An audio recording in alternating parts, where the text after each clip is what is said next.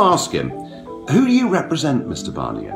Do you represent European countries, European companies, European workers, or do you represent these glass and steel structures based here in Brussels with overpaid people, with long holidays and good pensions? Is this about stopping anybody else leaving the European Union? Is that priority higher for you than looking after the voters across the rest of Europe? Well, we're just outside the Berlaymont, or the Berlaymonster as it's known, which is HQ of the European Commission, who are effectively the government of Europe. Not, of course, that any of them have ever been elected, least of all Michel Barnier, who we're about to go and see now.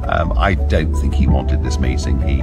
I requested it back in October, and far from his message that he's keen to meet everybody, initially he suggested meeting in the bar, just to have a little chat. So I pushed hard. So we're going to have a formal meeting. Let's see what his attitude is. We've been through phase 1 of Brexit, in which we made a whole series of concessions. We're now on phase 2, which is about trade. Now, he clearly will want a free trade deal for cars, wine, chocolate, all the things they sell us vast amounts of. But he simply can't have that if we're not going to get a deal on services in return. So let's find out actually whether these negotiations are genuinely worth pursuing, or whether we're actually whistling in the wind and wasting our time. I'm open-minded. Morning, everybody. What are you going to tell Mr. Barnier?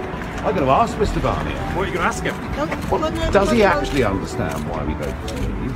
Because, you know, whatever the government has done here in the Brexit negotiations, I'm not heard you've heard about immigration. Just leaving the Berlaymont building, had our meeting with Monsieur Barnier, who was, as I expected, unfailingly polite, but I don't think he really understands why Brexit happened.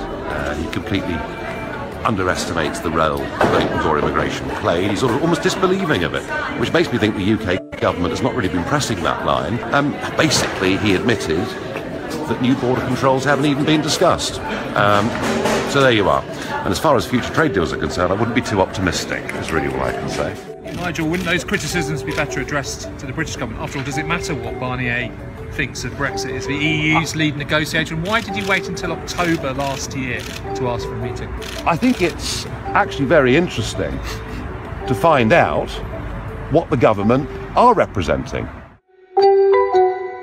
I took your questions to Mr. Barnier today. Very interesting. He doesn't understand for one moment that immigration was a big reason that we voted for Brexit.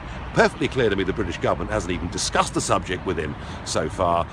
We've given an awful lot already. And in terms of him giving a bit back to make sure there's a deal on services and financial services, well, I wouldn't say it's a happy new year to the Brexit deal.